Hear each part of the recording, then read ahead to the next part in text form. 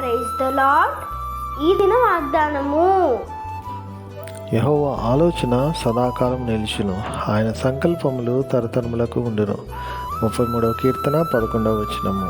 ఈరోజు దేవుడు నీకు ఇస్తున్న వాగ్దానము, దేవుడు ఏదైతే నీకు చేస్తానని ఆయన వాగ్దానం చేశారో అవి సదాకాలం నిలుస్తాయి అని ఆయన నీకు వాగ్దానం చేస్తున్నారు. ఒకవేళ నీ యొక్క జీవితంలో నీవు ప్రతికూలమైన పరిస్థితులు ఎదుర్కొని ఉండవచ్చు, కానీ దేవుని మీద విశ్వాసం ఉంచి ఎప్పుడైతే ఆయన్ని హత్తుకొని ఆయన కలిగి జీవిస్తామో దేవుడు తప్పకుండా నీకు చేసిన వాగ్దానాన్ని దేవుడు తప్పగా నెరవేరుస్తారు.